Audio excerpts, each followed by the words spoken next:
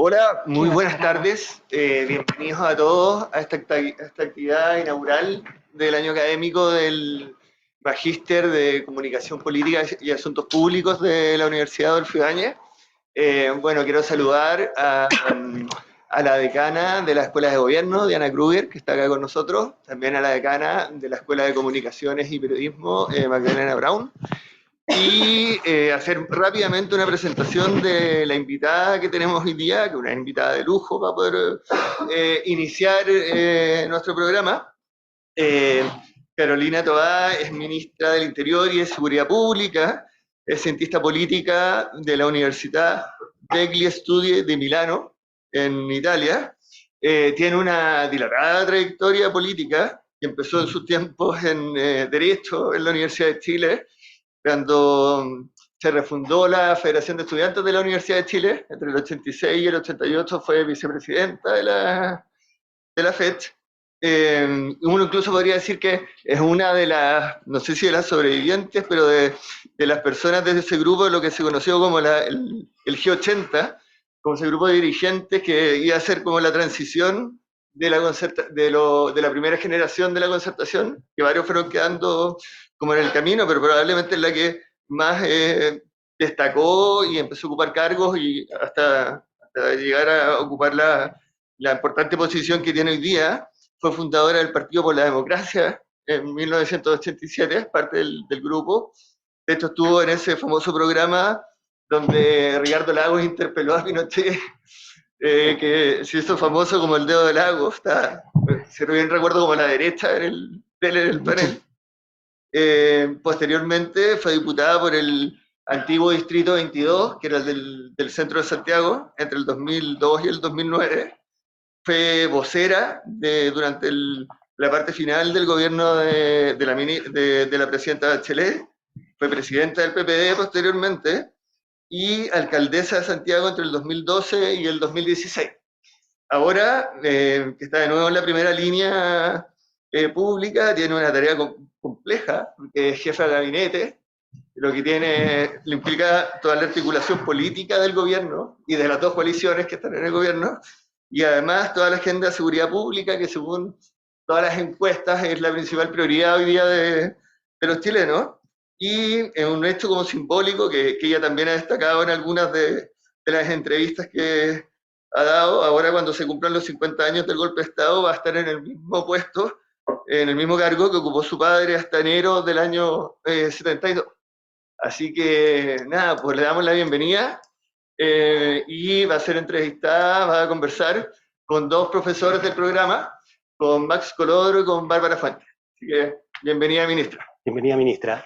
Bienvenida, Muchas ministra. gracias por estar acá. Muchas gracias. Muchas gracias además a todos los que nos acompañan hoy día. Tenemos estudiantes del Magíster de Comunicación Política, también de la nueva generación, de la nueva corte, así que muy bienvenidos. Estas salas de a poco se van a empezar a hacer cada vez más familiares. Y como tenemos poco tiempo, partamos al tiro después de esa larga presentación, una gran trayectoria. Ministra, ¿cómo analiza usted, venimos saliendo de una elección casi prácticamente, cómo analiza usted este momento político que comienza en septiembre, que digamos que se profundiza un poco ahora en mayo y que además ratifica este triunfo tal vez tan rotundo del Partido Republicano? Bueno, buenas tardes en primer lugar.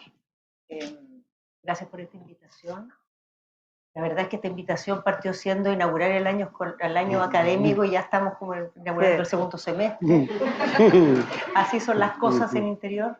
Hubo que suspenderlo un par de veces por cosas varias, en general por culpa del Parlamento.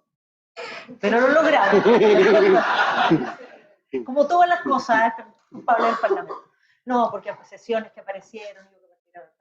Pero bueno, un gusto haber llegado aquí, aunque haya sido largo el camino. A ver, yo diría lo siguiente sobre el momento y lo que ha pasado. Chile lleva un buen rato con una especie de molestia, de disconformidad, de frustración con el proceso político, y que se traduce en que en general lo que moviliza el voto es la reacción a quien está en el momento a cargo de las decisiones. El voto no ha tenido mucho que ver con proyectos muy convocantes que convenzan demasiado, sino más bien con decirle no al que en ese momento está, digamos, en el rol de responsabilidad y de conducción. De alguna manera ya hace rato, al menos personalmente lo he visto así hace muchos años, el voto puede oscilar para allá y para acá, pero lo que dice a la larga, cuando uno lo ve, digamos, como un ciclo más largo, es que hay una disconformidad con el sistema político en su conjunto. Entonces, cuando se está votando por uno, no es que se esté diciendo fantástico y el otro no, sino que castigo al que está ahora votando con el de allá y así sucesivamente. Con motivo de toda la efervescencia de los últimos años, ha empezado a pasar también, como consecuencia de esto, que aparecen fuerzas políticas por fuera de lo que era el espectro tradicional que conocíamos. Y esas van con una especie de ventaja a hacer este rol de disputa, ¿no? Porque vienen aún más de afuera, aún más que la oposición que en ese momento no está gobernando. Y eso ha empezado a notarse muy crecientemente porque en las últimas elecciones han ido ganando no solo la oposición, sino el que está de frentón afuera. Entonces estuvo en un momento ganando el Frente Amplio, frente al así llamado duopolio. En algún momento tuvo un gran resultado la lista del pueblo, en otro momento eso se desplazó al rechazo, y ahora ese rechazo es de alguna manera recogido por republicanos. ¿Qué es lo que es, digamos, de interés en esto?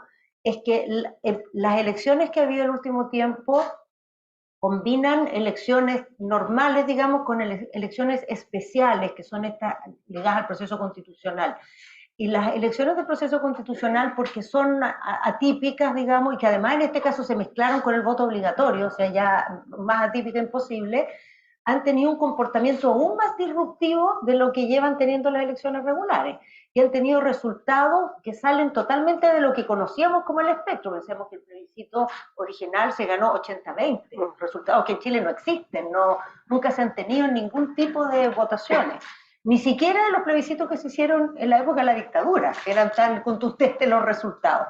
Después lo que pasó con el rechazo, que también fue un resultado impresionante.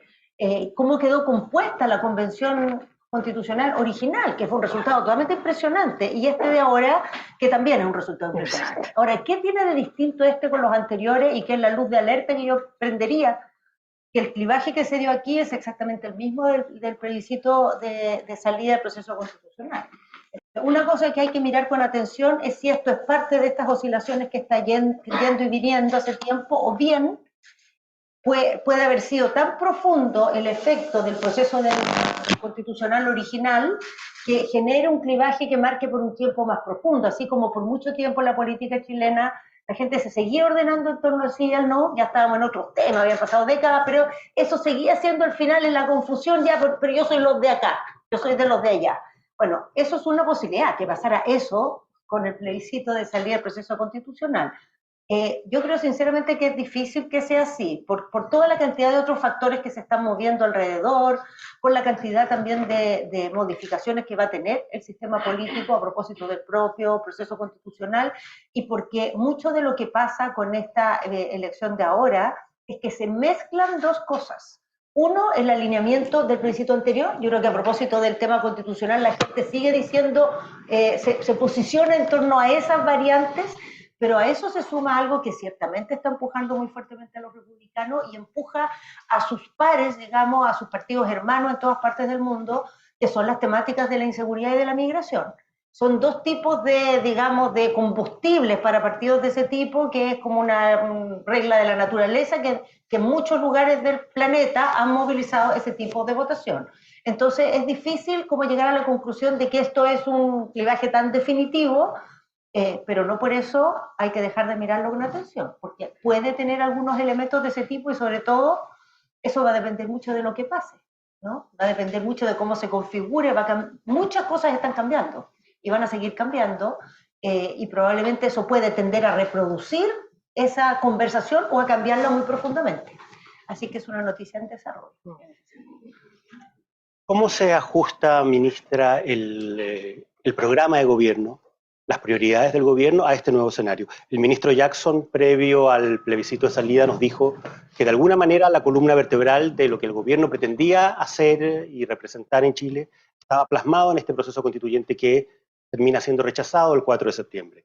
Después de ese rechazo, y más aún después del 7 de mayo y del apoyo tan importante al Partido Republicano, hay ajustes. Usted decía el domingo en el Mercurio en una entrevista que no se va a poder hacer todo lo que se quería hacer. ¿Qué es en definitiva lo que va a sobrevivir del proyecto original de este gobierno después de este proceso electoral que hemos vivido hasta ahora? Yo creo que se tiende a confundir, o sea que hay mucha confusión en toda esta conversación, y que se tiende a confundir el programa con la identidad original de las fuerzas que apoyaron en un primer momento al partido, al gobierno del presidente Boric. Lo que eran las fuerzas políticas que estuvieron en la primera vuelta, por decirlo así. Y más específicamente su fuerza política de origen, que es el Frente Amplio. Entonces, cuando se dice el programa, frecuentemente lo que se está pensando más bien es si va a cambiar el diagnóstico, el discurso, la mirada de país que ese sector en algún minuto tuvo. Yo creo que se mira mucho el presente con una especie de retrovisor, porque esas fuerzas ya no son las que eran en ese momento. Han vivido una intensidad de procesos en este tiempo, procesos que son propios de asumir la primera línea de la conducción, que son propios de querer ganar una elección presidencial que te obliga a construir mayoría, que son propias de lidiar día a día trabajando codo a codo con sectores políticos con los que hace poco tiempo atrás estabas en las antípodas. Entonces, la identidad política de ese sector ha tenido muchas modificaciones, pero no ha tenido muchas modificaciones su mirada de cambios del país, que tampoco es muy distinta de las miradas tradicionales de los partidos de izquierda chilenos, ¿no? Reformas a favor de una sociedad más justa, resolver los problemas de la desigualdad, profundizar la democracia. El programa, la verdad, cuando uno lo ve, es fruto de la combinación de estas dos cosas. Pero su corazón, cuando uno ve, cuando el gobierno del presidente Boric habla del programa y hace referencia al programa, ¿de qué habla? Habla de la reforma previsional, habla de la reforma tributaria, habla del sistema de cuidados, cosas que podrían haber sido del programa de muchos otros gobiernos de centro-izquierda. ¿Qué ha aprendido el gobierno y qué ha ido como evolucionando en este periodo? Una cosa que no se aprende, una cosa que simplemente sucede, es que tú tienes las fuerzas que tienes en el Parlamento. Otra cosa que no te des cuenta, pero eso no es algo que tengas que aprender, tú tienes las fuerzas que tienes. Y eso es algo que le ha pasado a prácticamente todos los gobiernos de centro izquierda que hemos tenido. Ninguno ha tenido mayoría completa, el único que la tuvo, pero era muy frágil por razones políticas más profundas, fue el gobierno de Bachelet II, que tenía teóricamente mayoría, pero esa mayoría tampoco funcionó como tal por lo tensionada que era la coalición que estaba detrás. Entonces, eso yo más que un aprendizaje, es una constatación. Yo diría que el aprendizaje, y me parece muy interesante porque me siento muy parte de ese aprendizaje, no es solo un aprendizaje respecto a la historia, por decirlo así, del Frente Amplio en su juventud, sino también es un aprendizaje respecto a lo que fue la concertación en su época. Y es esta idea de que tú, para ser pragmático y asumir la limitación de fuerzas que tienes, no tienes para qué ser ambiguo en tu convicción o en lo que tú le propones al país y lo que andas buscando. Quiero explicar esto un poco porque no es tan obvio lo que estoy queriendo decir. La concertación era hiperconsciente de la limitación de sus fuerzas. No solo era consciente, sino que tenía como una gran aprensión a tensionar y generar inestabilidad, porque su fantasma, digamos, su pelea era contra el riesgo de la inestabilidad democrática, era contra la posibilidad del golpe de Estado y más bien contra el riesgo de ser una fuerza voluntarista fracasada, ¿no? Ese era como el fantasma del que tenía que arrancar la concertación. Y de consecuencia, su máxima, digamos, norte era sacar resultados con la restricción de la realidad que le tocaba gobernar. De consecuencia, cada vez que sacaba resultados, el acento era en el logro de lo que había podido hacer. Por ejemplo, quiero dar el caso más categórico, cuando se hizo la reforma constitucional del 2005, esa reforma fue fruto de unas negociaciones dificilísimas, en que muchas cosas no resultaron. Por ejemplo, el presidente Lagos lo que quería era dejar eliminar el binominal y pasar a un sistema proporcional. Lo único que se logró es sacarlo de la Constitución, pero quedó igual en la ley, en la práctica no se eliminó el binominal en esa oportunidad, por darles un ejemplo. Pero una vez que se sacaba la reforma que se había podido sacar, todo era poner el acento en lo que habíamos logrado. Y lo que no se había logrado y había quedado en el camino quedaba, por decirlo así, invisibilizado en el debate público. Eran gobiernos muy conformes de cómo iban avanzando, eran gobiernos satisfechos de su obra. Pese a que siempre hacían renuncias muy importantes porque no tenían mayoría, estábamos en la época de oro de los superquórum, teníamos en esa época todavía, no sé, pues, senadores designados, estábamos en la mayor de las restricciones. Bueno, una cosa que al menos mi aprendizaje de la concertación me dejó es que nunca estuvo mal que la concertación flexibilizara sus reformas, si no, no hubiera habido auge. El auge tuvo que renunciar al fondo solidario, el fondo que compensaba los riesgos. Es una tremenda renuncia. Estoy yo en contra de que hayamos renunciado en lo más mínimo, si no, no hubiera habido auge. Pero de lo que estoy en contra es que cuando aprobamos el auge nunca más mencionamos el fondo solidario. Nunca más dijimos esta reforma está coja. Nunca más dijimos esto no es todo lo que queríamos. Dijimos esto es fantástico, esto es lo que Chile espera. Bueno, un aprendizaje importante de esta experiencia de gobierno es que no es bueno hacer eso, porque lo que va pasando con el tiempo es que te vas desdibujando respecto a las otras fuerzas con las que tienes que llegar a acuerdo. Pero un segundo aprendizaje, que yo diría que es el más reciente, es que el problema no son los acuerdos. ¿Ustedes se acuerdan que hubo un tiempo que la palabra consenso era como una mala palabra? Sí. El problema no es flexibilizar, el problema no es ceder. Si tú tienes minoría, tienes que ser porque eres gobierno, no eres testimonio. Y la gente te va a medir por tus resultados, no por tus discursos. Y no por tus derrotas heroicas. Entonces, tienes que llegar al resultado, tienes que ceder. No es necesario renunciar a tu propósito para ceder, negociar, dialogar, flexibilizar. Tú puedes decir, mi propósito era 10, se pudo 8, enhorabuena, vamos avanzando. Y creo que ese es de alguna manera el ejercicio que pasó en las dos reformas que se aprobaron la semana pasada y bueno, a salario mínimo le quedó el trámite, porque fueron reformas en que al mismo tiempo el gobierno fue muy insistente en su propósito, en lo que buscaba, pero muy flexible en el Parlamento para hacer posible los acuerdos y conseguir los votos, porque no tenemos los votos. Si tú me preguntas el aprendizaje, es darse cuenta que la convicción no es enemiga del diálogo y la flexibilidad y el preguntar. Tú puedes tenerlas ambas y no solo puedes, si eres una fuerza transformadora, deberías tenerlas ambas. No renunciar a ninguna de las dos, porque si no, no transformas. Si renuncias a la primera, pero también si renuncias a la segunda y te vuelves solo una fuerza testimonial. Y en este aprendizaje hay obviamente muchas conversaciones con la oposición, como corresponde. ¿Qué espacio tiene o si el gobierno está abierto a negociar también con los republicanos, que hasta ahora han sido tan duros? Sí, o sea, por supuesto. Ahora, renunciar, el problema no es si estás dispuesto a negociar con los republicanos, el tema es dispuesto a renunciar a negociar qué, porque esto va a depender mucho de cómo se comporten las fuerzas de la derecha. Puede que termine pasando, no sería nada de raro, o sea, puede sonar folclórico, se lo digo acá, pero en realidad no es algo, digamos, que nos debiera espantar si sucede, que Chile Vamos se ponga más duro que los republicanos. Eso a veces es una reacción que las fuerzas políticas tienen cuando sienten que la están pasando por el lado, a la tuya y tres más. Y al final, republicano del paso y diga, no, yo soy una fuerza responsable y me pongo aquí al servicio de los acuerdos. No es imposible que algo así pase. Tampoco es imposible que Chile Vamos diga y un poco aprenda de la experiencia de la concertación, mimetizarte con el que te está pasando por el lado no te ayuda, te desdibuja y al final la gente prefiere el original que la copia. Es mejor ser un original distinto, mostrar que nosotros somos más dialogantes y lograr resultados. Porque todo este fenómeno y estos vaivenes y este voto también está siendo de alguna manera fruto de que el sistema político, todas las fuerzas tradicionales, hace rato que no logran resultados, no se pueden poner de acuerdo en producir ninguna decisión relevante que se haga cargo de problemas que tenemos pendientes, como el previsional, como el tributario, y bueno, el constitucional. Yo creo que se hizo un acuerdo para habilitar el proceso, pero a la larga en el proceso no se logró tampoco construir un acuerdo suficiente para aprobar un texto constitucional. Entonces también podría pasar que Chile Vamos diga, yo me distingo en el sentido de abrir el camino, allanar decisiones y diálogo con el gobierno, además aprovecho la oportunidad porque tengo un gobierno de izquierda que no tiene mayoría, que va a tener, o sea, lo mismo que pudo haber hecho de alguna manera el progresismo en la Convención Constitucional y torpemente no hizo, es decir, aprovecho esta posición de ventaja en que estoy para llegar a acuerdos en que el otro va a flexibilizarse porque lo necesita y le conviene. No sabemos. Ahora, si se da el primer escenario, ciertamente el gobierno no va La toma. o sea, el gobierno tiene que gobernar. Tiene que gobernar. Ahora, ¿qué está dispuesto a negociar? Hay cosas que no está dispuesto a negociar.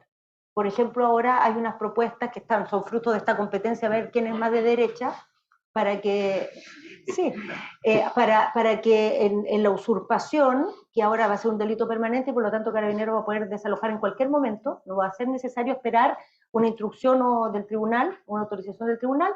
Entonces hay una propuesta para que no solo Carabineros pueda desalojar en cualquier momento, sino que la persona pueda ejercer la legítima defensa en cualquier momento y con un grupo de gente a reivindicar, a tomarse su fundo, a palo y balazo. Bueno, en esa no vamos a negociar. El presidente Boric, después del 4 de septiembre, tomó la decisión de abrirse hacia las fuerzas más bien de centro-izquierda. Su llegada como ministra del Interior, de alguna manera, fue parte de ese proceso, junto con la llegada también de la exministra Analía Uriarte a las Express. Pero si uno mira el resultado del 7 de mayo, a las fuerzas de la centroizquierda les fue extraordinariamente mal. El PPD sacó poco más de un 3%, la Democracia Cristiana lo mismo. No lograron conseguir consejeros constitucionales. ¿Cómo se explica usted que a pesar de este esfuerzo del gobierno por abrirse hacia el mundo de la centroizquierda haya pagado un costo tan alto en esta elección? A ver, yo veo que lo que está pasando en términos electorales es que nosotros antes teníamos un espectro político que era como un degradé de izquierda a derecha, ¿no? Teníamos una derecha, teníamos una izquierda y teníamos un centro. El centro se movía un poco para allá, para acá, pero ahí estaba, entre medio. Ya no tenemos eso. Tenemos una izquierda, tenemos una derecha y tenemos un electorado volátil. Ese mismo electorado puede votar por Bachelet, a la siguiente votar por Piñera, a la siguiente por la lista del pueblo, después por republicano. Entonces ya no tenemos un centro. Si miramos la historia de las izquierdas y su voto, la verdad es que las izquierdas no están teniendo menos votos que antes. Lo que está pasando es que lo que antes era el centro, ahora es un voto sin identidad política ni referencia alguna entre las puntas, y eso también es fruto de que las puntas ya no son lo que eran. Aunque nosotros nos tratamos de ultras para allá y para acá, la gente ya no lo percibe tan así. Y una misma persona es capaz de votar por una punta y por la otra porque no está votando por la punta, está votando en contra de algo. Entonces no le importa que esté en la punta de acá o de allá, no es un voto realmente de gran adhesión, es un voto generalmente muy contingente, muy del momento, está reflejando un ánimo respecto generalmente más bien de algo a lo que se le quiere hacer una distancia.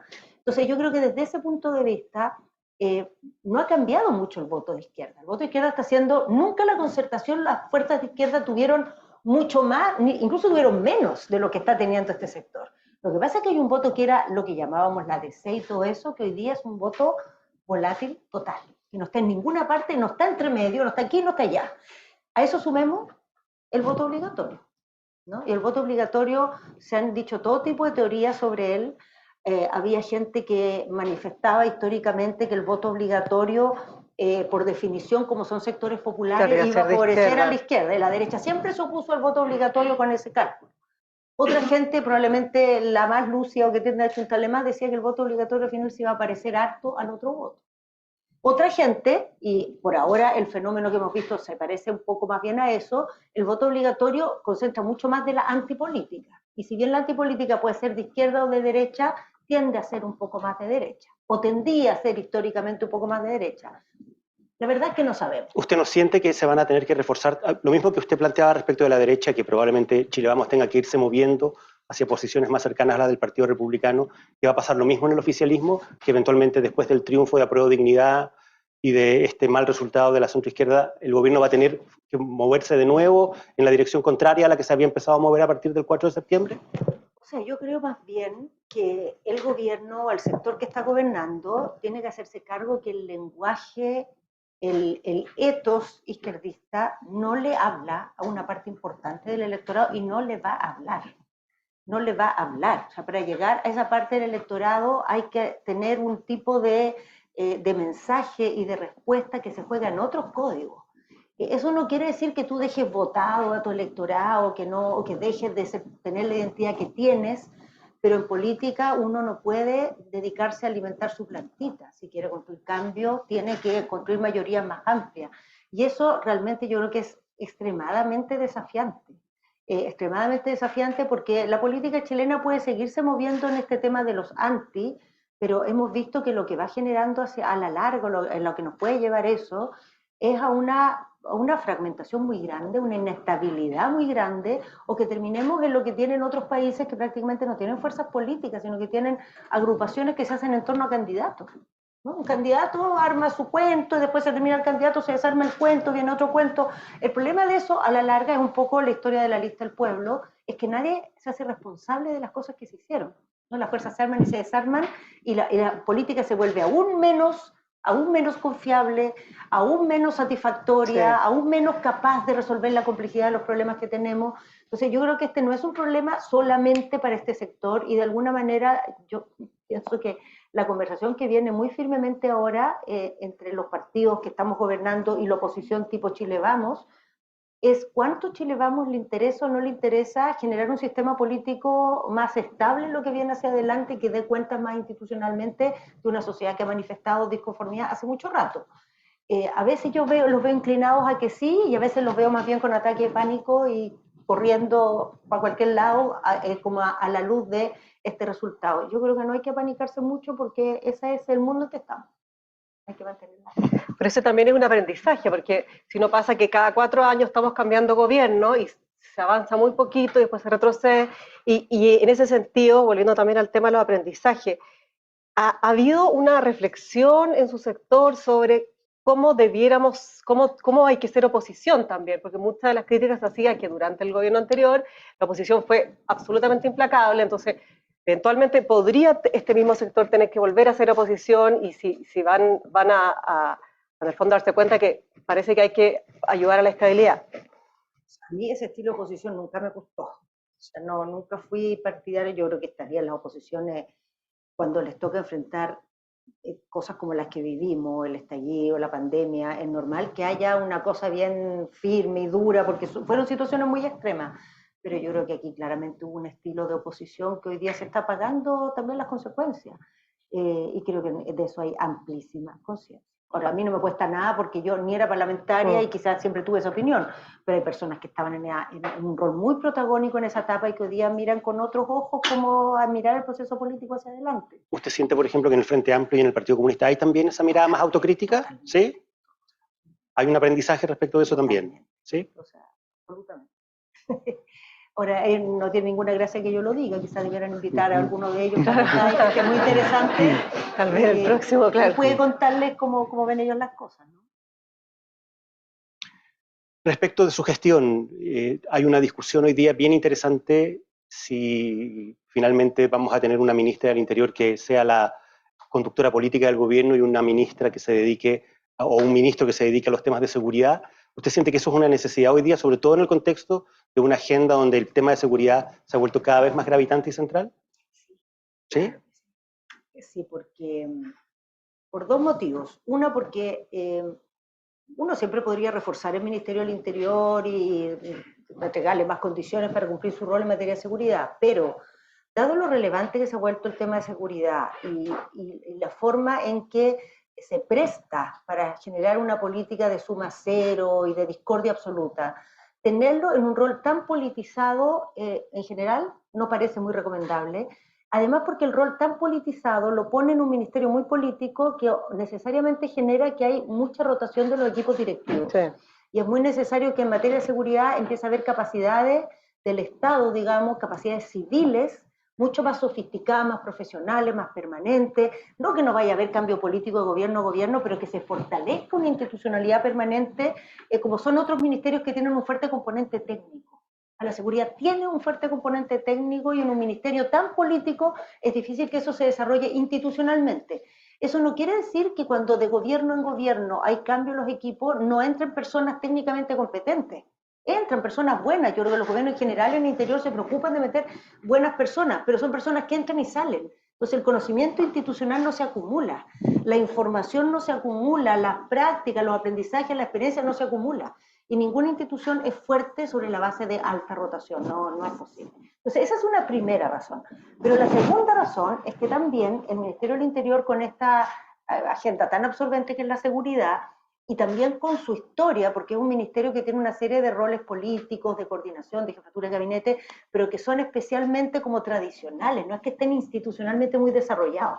Entonces, el Ministerio del Interior, creo yo, requiere transformarse en un ministerio mucho más, digamos, sólido en su rol de jefatura de gabinete, en su rol de coordinador.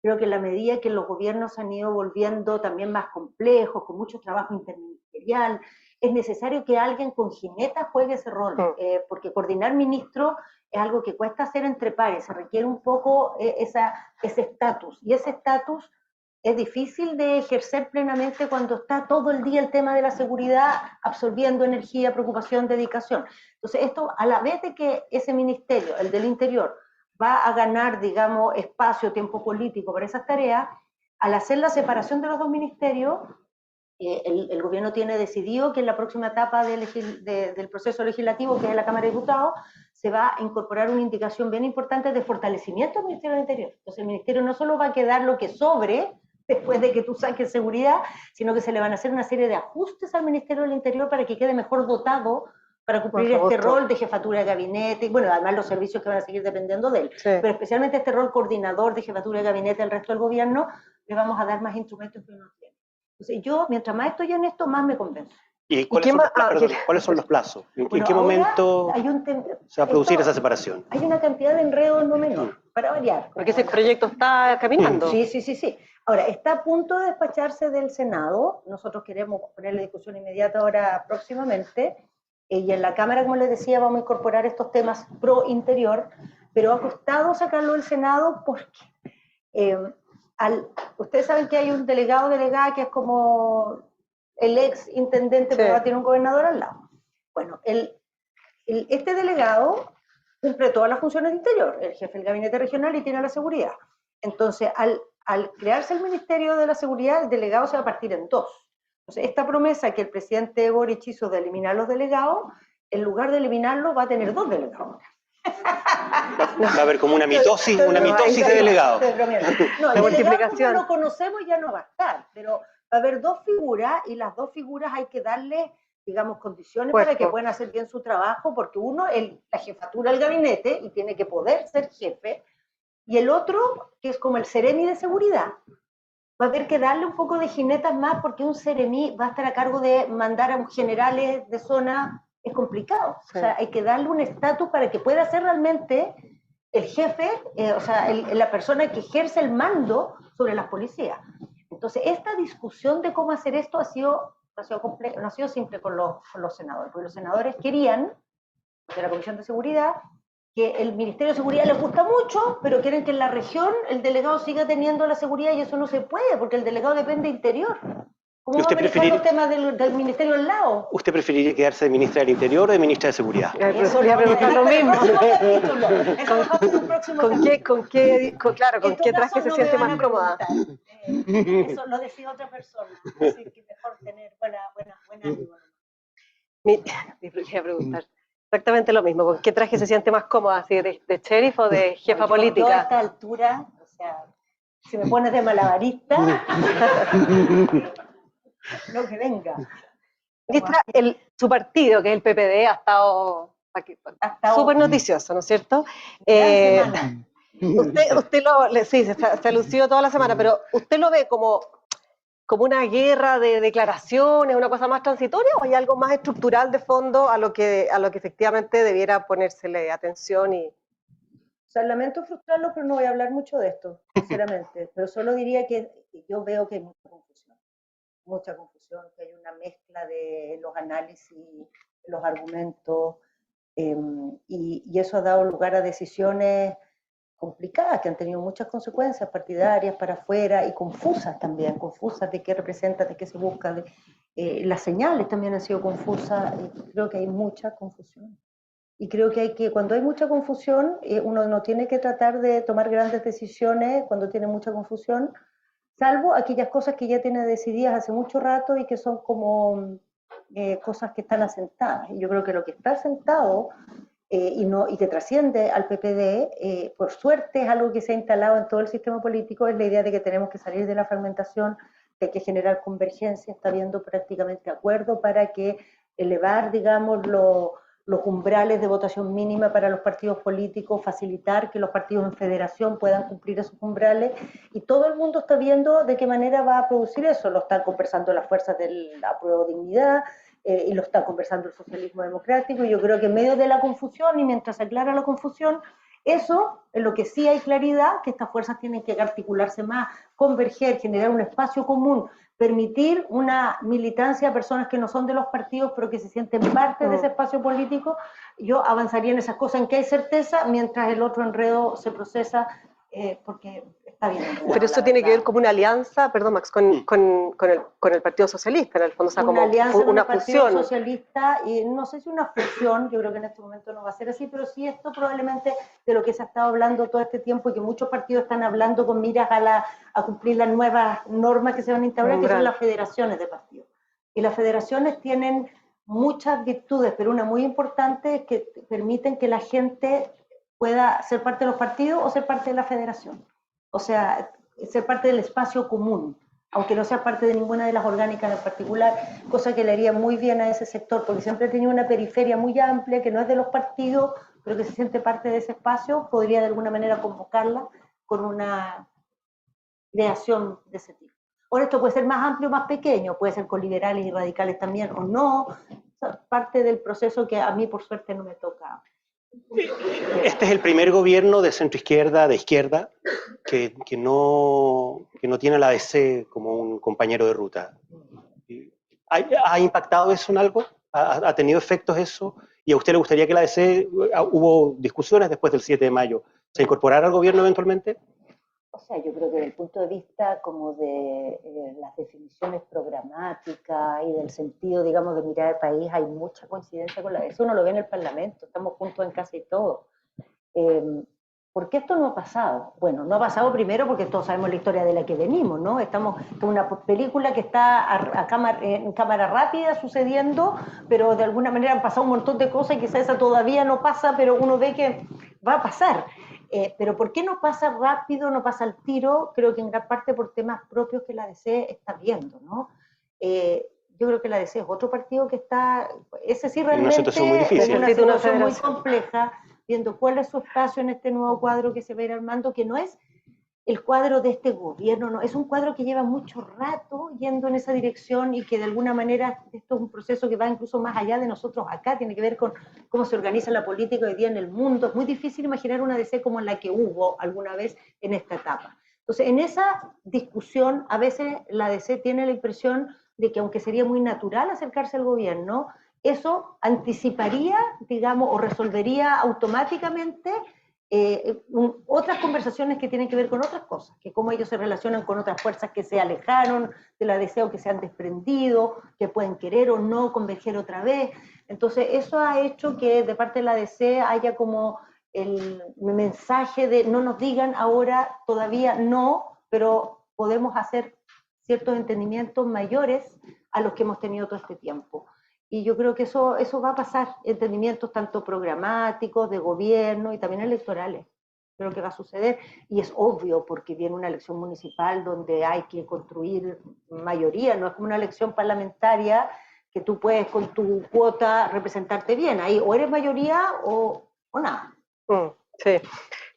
Ministra, y ya que hay tantos aquí estudiantes de comunicación política, usted que estuvo en el gobierno en el 2009 y ahora vuelve otra vez, ¿qué cambios a nivel de comunicación, estoy pensando en relación con el Congreso, con los medios, con las redes, ha visto ahora que en el fondo estamos diciendo que las cosas se están haciendo de una manera totalmente distinta a lo que eran hace un par de años atrás?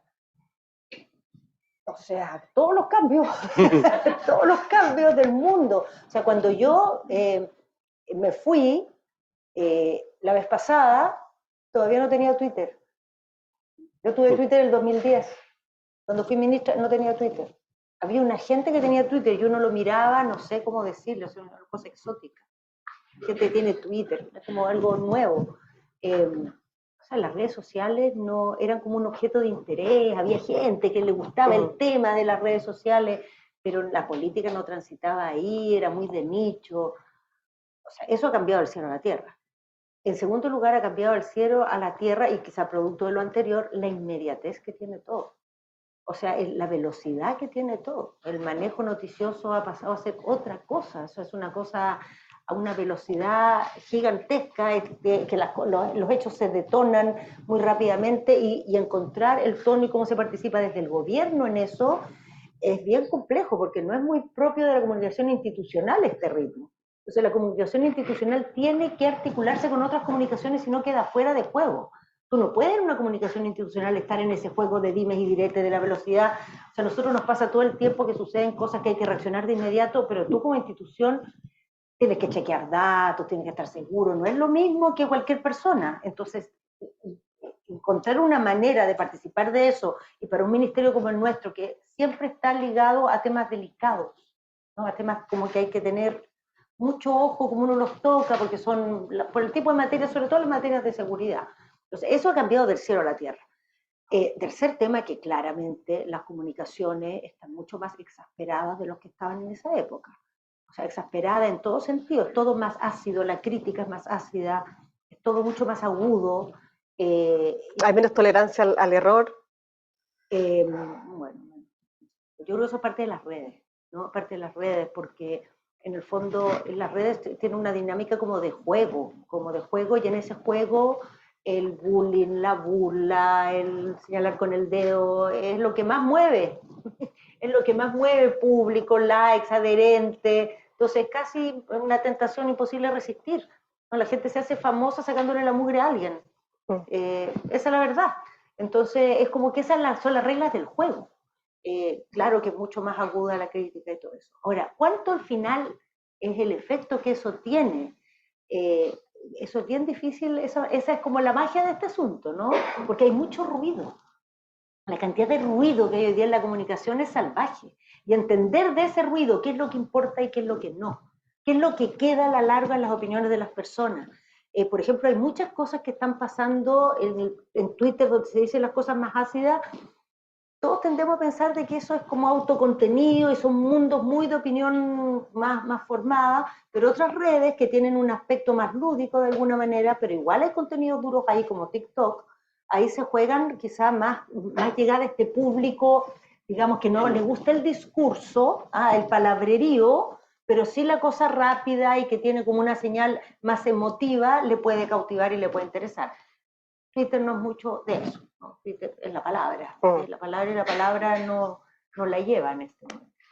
¿Le afecta, por ejemplo, eso? Porque, o sea, yo sé que el gabinete completo está súper expuesto, súper criticado, etcétera, y en la mañana si uno se va a mirar, no sé, pues hay gente que es más por el chancho y hay gente que en realidad simplemente, gente que ha optado por ni siquiera mirar, salvo lo que le cuentan. O sea, yo mirar las reacciones a mis cosas en la red, no por nada, o sea, no hago ¿Porque eso. no tiene tiempo o porque no, por decisión? Por decisión. Por salud mental. Por decisión, porque es una cosa anímicamente distorsionante, no creo que sea que me aportara nada desde el punto de vista de entender lo que está pasando, no. Ahora el cuero de chancho lo requiero igual, pero lo administro para otras labores, digamos. Sí, yo no sé cuánto tiempo nos queda. Hoy. Ya estamos. Hay una No, pregunta, sí, hay una pregunta que no me resisto a no hacer. O sea, estamos a pocos meses del golpe de Estado, de los 50 años del golpe militar, del aniversario, de la conmemoración. Del aniversario de la conmemoración. Quería saber, dada su historia de vida, ¿qué es lo que le gustaría a Carolina Toá que ocurriera en el contexto de este aniversario del golpe militar? ¿Y qué es lo que le gustaría que no ocurriera en el contexto de esta conmemoración? ¿Cómo se imagina usted estos próximos meses y sobre todo qué es lo que el gobierno va a hacer esperando que ocurra y también que no ocurra? A ver, voy a decir lo que el gobierno está buscando hacer, pero antes quisiera decir lo que yo creo realmente que está pasando. Todos los aniversarios del golpe de Estado anteriores, digamos, en democracia, han sido momentos como de mucho avance. De alguna manera gatillado por la presencia de los medios de comunicación, de la memoria, de la historia de lo que pasó, pero también de la gestión política que se ha hecho a propósito de esos aniversarios. Siempre ha sido un momento en que se ha corrido un poco la frontera, ¿no? Se ha tomado conciencia de ciertas cosas, se han reconocido ciertas cosas. Yo creo que esta vez no va a ser así. Yo creo que esta vez este aniversario es más bien un aniversario desde ese punto de vista de resistencia, en que hay riesgo de retrocesos, de que tomen vigor discursos validadores del golpe de Estado o que relativicen la gravedad de la violación a los derechos humanos. Creo que en eso es un aniversario muy distinto de los anteriores. Y que es lo que nosotros estamos tratando de hacer como gobierno y que es parte de todo lo que has hecho como programa y del mensaje que tiene digamos, este conjunto de actividades que se van a impulsar, es más bien poner el acento en aprendizajes que esperamos, suponemos, que la experiencia del golpe de Estado han dejado a la sociedad chilena, pero que no solo se vuelcan hacia el pasado de lo que nos pasó en esa oportunidad y que probablemente en esos mismos términos no nos va a volver a pasar, pero que hoy con otros rostros y otras miradas igual se presenta, ¿no? Se presenta de distintas maneras, el riesgo de que no nos parezca tan importante la democracia y la demos por un hecho. Se presenta de distintas maneras la poca conciencia de que proponerle a los países programas de futuro pasa por construir mayorías sólidas, estables en el tiempo, y esas mayorías se construyen sumando gente distinta, y ese ejercicio de sumar gente distinta hoy día no es algo que parezca, digamos, que esté tan... como que se ha deteriorado ese músculo, más bien ha vuelto también la dinámica de las redes sociales ayuda a eso, ha vuelto la idea de que lo importante es afirmar tu cosa y reafirmar lo que tú piensas y distinguirte, pero eso es incompatible con proyectos de mayoría, es incompatible con miradas de largo plazo. Todas las miradas de largo plazo requieren en el tiempo no solo tener mayoría, sino que hacerlas perdurar en el tiempo. Entonces, lo que hemos puesto acento, no sé si han visto el lema de los 50 años, es memoria, democracia, futuro. Lo que quiere decir eso es que esta memoria de lo que fue esa ruptura, ese quiebre, ese dolor, ayude a fortalecer los valores democráticos, pero valores democráticos no solo para rechazar el golpe de Estado que fue, sino para pensar el futuro del país, por los dilemas que tiene hoy la democracia, que no son los de entonces, los peligros que tiene hoy, que no son los mismos, pero que conversan, ¿no? Usted comentaba hace un rato atrás que el clivaje del sí y el no se ha ido debilitando. ¿No cree usted que va a haber eventualmente sectores del oficialismo que pueden sentir que este contexto puede ser una oportunidad para reinstalar de nuevo ese clivaje? ¿Sí? ¿No lo ve como una posibilidad? O sea, que haya gente, pero no veo que eso esté en la lectura de nadie, ¿no? Lo que yo sí creo que está en la lectura de muchos, y me siento parte de eso, es que más allá de cómo esté el clima, de cómo esté la agenda y de la conveniencia del momento, hay cosas que hay que recordar, que hay que reconocer y que hay que homenajear en esa fecha, más allá de todo cálculo. Y yo me siento también parte de eso. Creo que eso corresponde y creo que al final es bueno hacerlo, aunque el momento no presente todas las condiciones y las facilidades como aparentemente sí lo presentó en otros años. Yo les recuerdo, por ejemplo, que el aniversario anterior de los 40 años fue cuando el presidente Piñera cerró Cordillera y habló de los cómplices pasivos. Eso pasó para los 40 años. Siempre fue así, siempre fueron momentos, el aniversario anterior fue cuando se abrió Morandé 80, cuando estaba el presidente Lago. ¿Y qué espera usted de la derecha en este aniversario? ¿Qué esperaría usted de la derecha? Espero especialmente que no retroceda. Especialmente que no retroceda. Creo que hay hoy día tentaciones para poder retroceder por cálculos de cualquier tipo y eso sería... O sea, Chile ha hecho de su experiencia del golpe realmente un factor de aprendizaje muy grande, muy importante. Y que en esto tengamos un retroceso o un frenazo sería, sobre todo para las futuras generaciones, muy lamentable, porque es un impulso que nos ha dado, yo creo que mucho, nuestra manera de ir procesando la historia. Pero hay como un ruido ahí en un sector de la derecha, ¿cómo lo percibe el gobierno? O sea, porque si lo mencionas, porque hay un temor ahí. Hay un ruido, porque se han vuelto a instalar en el espacio público discursos que legitiman el golpe de Estado, la violación a los derechos humanos, las relativizan o las ponen en el mismo... digamos, les dan el mismo peso que otras cosas que pasaron en esa etapa y por lo tanto se hablaron los derechos humanos, pero además se construyó la carretera austral. Entonces, no está tanto. Claro. Cosas como esas. Y el gobierno está monitoreando, o sea, yo me imagino que sí, que monitorea un poco el clima, pero sobre el interés para la población de este tema, o lo tienen muy postergado, o sea, como interés de la gente, porque a veces también se escucha que en realidad la gente tiene muchísimas otras prioridades antes que este mismo tema. eso siempre ha sido así. La gente nunca ha tenido una prioridad aquí, pero ha tenido una capacidad de conmoverse, de abrir los ojos. Yo, no sé, ustedes son muy jóvenes, pero, por ejemplo, cuando fue el aniversario del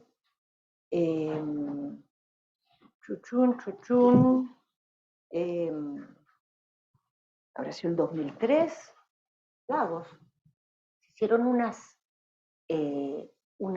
series en los canales de televisión con entrevistas, imágenes que nunca se habían visto en Chile. Nunca se habían visto en Chile. Imágenes de la dictadura, testimonios de las personas que fueron presas, contando su experiencia, cosas que no habían pasado y fueron en esa época muy reveladoras. Se movieron muchas cosas a propósito de eso. Ahora, la gente en la mañana se levantaba y decía que ganas de ver un programa sobre el golpe. No, es lo más mínimo. Pero cuando se lo ponían en la televisión, le pasaban cosas. Y pasó, bueno, yo entiendo que los canales este año están haciendo lo mismo, ¿no? Más allá de, si fuera de cálculos, de rating y todo, todos los canales se preocuparon de cumplir un rol en esa época que se consideró importante, que el país mirara su historia, y yo creo, por lo que he sabido, que hoy día está pasando lo mismo, que muchos canales están en eso. Entonces, ¿cómo va a reaccionar la sociedad? ¿Cómo va a reaccionar la política? En esa época la política reaccionó reflexivamente. Yo espero que esta vez también sea así. Estamos, yo creo, ¿no? Sí, de tiempo parece que sí. Para ser responsables con Estamos, la para hora. ser muy responsables con la hora. Sí. Así que, ¿cerro yo? Sí, por favor. Ya. Bueno, ministra, Las mujeres por la llevan favor, hoy día. muchas gracias por habernos acompañado en esta inauguración de Año Político. Sabemos que tiene muy poco tiempo y que esta semana ha sido especialmente difícil. Que no como la pasada. No como la pasada, claro. No como... Ya está. Y por supuesto, muchas gracias a todos quienes nos acompañaron. Muchas gracias, ministra.